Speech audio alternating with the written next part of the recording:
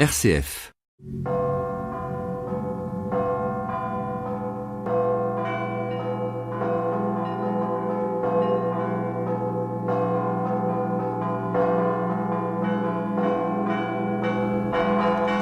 Après avoir présenté la vie de Père Païsios lors des dernières émissions, nous allons aujourd'hui parcourir quelques-uns de ses écrits avec vous, Père Jean-Claude. Quels sont ces écrits ? Bon, le Père Païsios a écrit plusieurs livres, des livres racontant la vie de saints qu'il a connus. Et ce qui va nous occuper aujourd'hui, c'est une série de 6 lettres qu'il a écrites au monial du monastère qu'il avait fondé au nord de la Grèce. Et c'est des lettres qui datent du début des années 70. Là. Je crois que vous allez nous proposer quelques extraits à travers donc quelques thèmes, le monachisme, la prière, le discernement. Voilà ce qu'écrit Père Païsios. Pour ceux, y compris certains clercs, qui considèrent les moines comme des lâches qui fuient le monde pour sauver leur âme, je suis étonné qu'ils ne puissent comprendre la grande mission du moine. Le moine fuit loin du monde, non par haine du monde, mais par amour. Et alors, par sa prière, il aidera davantage le monde en des choses qui, humainement impossibles, ne sont réalisables que par intervention divine. C'est de cette façon que Dieu sauve le monde. Oui, là nous avons typiquement une réflexion d'un moine orthodoxe qui considère que sa présence au monde est la prière pour le salut du monde. Là. Il ne va pas dans un monastère pour faire d'abord son salut ou pour s'éloigner du monde, mais d'abord pour prier pour le monde. Il continue. Certains clercs et laïcs affirment que le moine est un être stérile car il n'a pas d'enfant. Les moines ont une autre mission, un autre genre de vie. Mais je voudrais interroger les parents. Avez-vous aidé vos enfants à s'assurer le paradis ou les avez-vous aidés au seul plan matériel ? Conclusion, le moine qui prend à cœur le salut des âmes est un père plus tendre que tous les pères selon la chair. Et il a plus d'enfants que le père de la famille la plus nombreuse car il considère toutes les créatures de Dieu comme ses enfants et ses frères.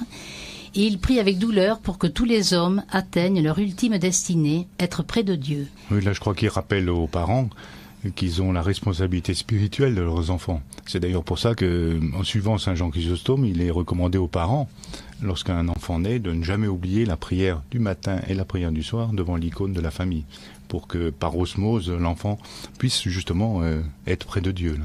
Ensuite, Père Païsios donne aussi des conseils aux moines novices.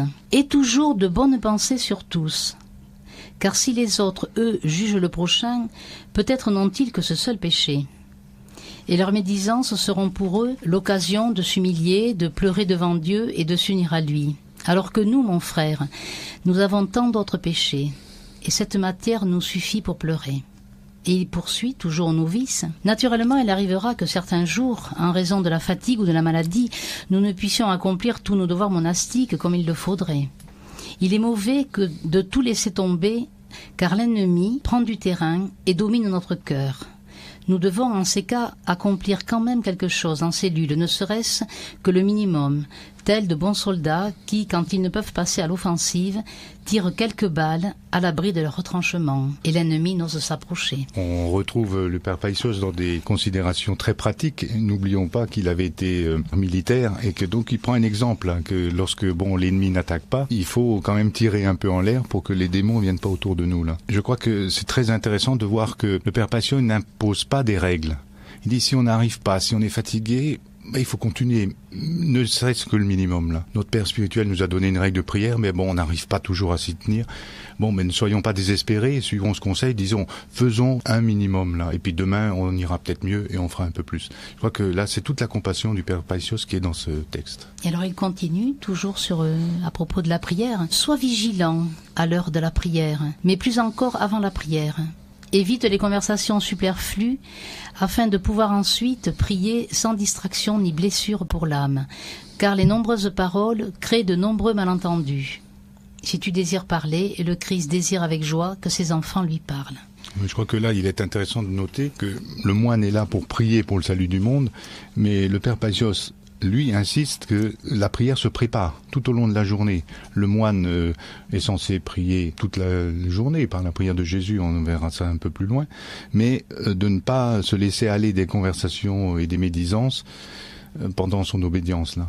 Donc d'être toujours attentif, recueilli en lui-même, pour justement, et ça je trouve très beau, qu'il n'y ait pas de distraction et pas de blessure du fait de ces mauvaises paroles-là. Ensuite, Il poursuit. En tant que radiotélégraphistes de l'Église, nous, les moines, nous devons être en contact fréquent avec Dieu et, si possible, pour plus de sûreté, en écoute constante, afin d'avoir à tout instant des forces divines en abondance. L'ennemi, bien sûr, ne se repose jamais et nous attaque de diverses façons. Nous pouvons cependant l'utiliser et faire de lui un ouvrier sans salaire qui nous aide dans la prière continuelle. Lorsque, par exemple, il nous suggère des mauvaises pensées ou des pensées blasphématoires, mettons-nous à réciter la prière de Jésus et disons au diable « Tu fais bien de m'aiguillonner, car j'avais oublié mon Christ ». Si nous agissons ainsi, même si nous voulions le retenir, le diable ne resterait pas avec nous, car il n'est pas sot au point de travailler gratuitement et de faire du bien à notre âme. Oui, là, on voit que le père Paisios manie beaucoup l'humour, là, donc en nous disant qu'on peut utiliser le diable qui vient nous suggérer des mauvaises pensées. Je trouve ça très joliment dit, là. Mais voyons aussi que bon, il parle de...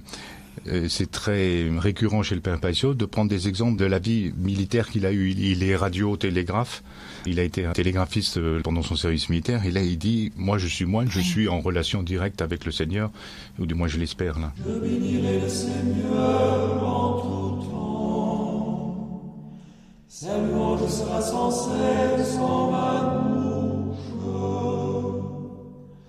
C'est en Dieu que mon âme se loue, que les humbles l'entendent et qu'ils jubilent.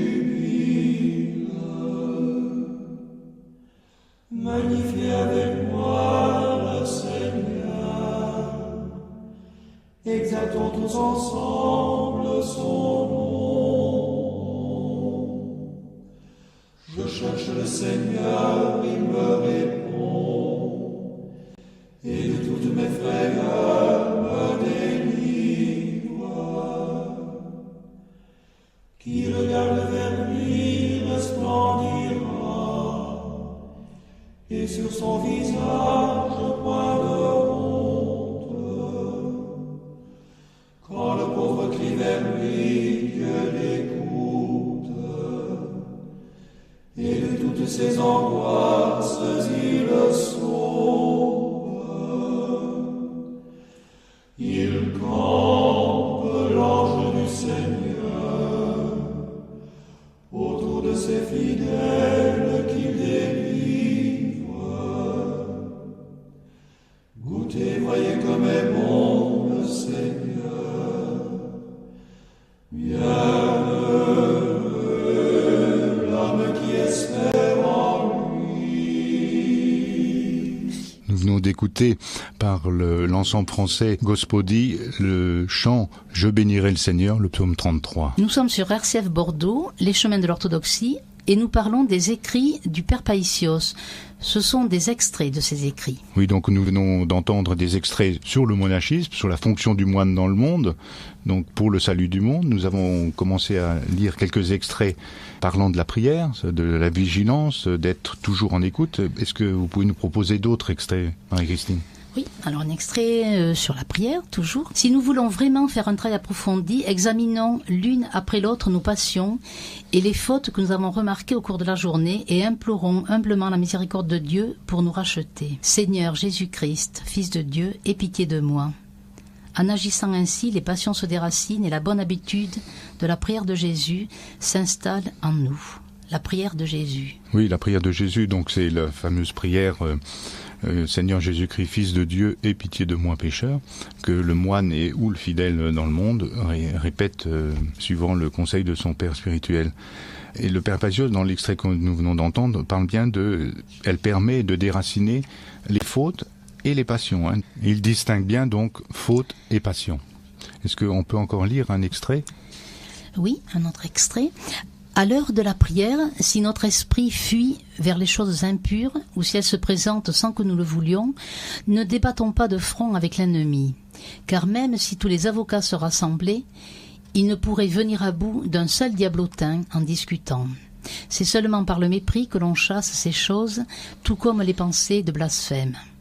Et là, on a l'enseignement fondamental du père Paisios qui dit « il ne faut pas accueillir les pensées ». pendant la prière, pendant la journée, si on accueille les pensées, notre cœur va devenir un arrêt au gare. Hein. Sinon, si on les laisse voler, ce sera comme ça. Donc c'est vraiment le cœur de l'enseignement du Père Passion, ne pas accueillir les pensées et ne pas discuter avec elles. Parce que sinon, il dit tous les avocats du monde n'arriveront pas à bout d'un petit diablotin. Nous terminons sur la prière. Le travail manuel accompli avec calme et prière est sanctifié et il sanctifie ceux qui utilisent ensuite les objets fabriqués. Au contraire, le travail manuel accompli avec précipitation et nervosité transmet cet état démoniaque aux autres. Le travail précipité, accompagné d'anxiété, est une caractéristique des hommes mondains. Oui, n'oublions pas que le travail essentiel du Père Pacios, c'était de fabriquer des petites croix qui donnaient aux différentes personnes qui venaient le visiter. Là. Donc cette croix était empreinte justement de ce calme et de cette prière. Là. Et pour lui, elles étaient sanctifiées par cela. Nous nous arrêtons là pour aujourd'hui. Nous continuerons de parler des écrits de Père Païsios la fois prochaine avec vous, Père Jean-Claude, en abordant les thèmes des passions, de l'humilité, du repentir. Oui, on aura un grand plaisir à écouter les extraits que vous nous avez préparés. Merci Marie-Christine. Merci Père Jean-Claude.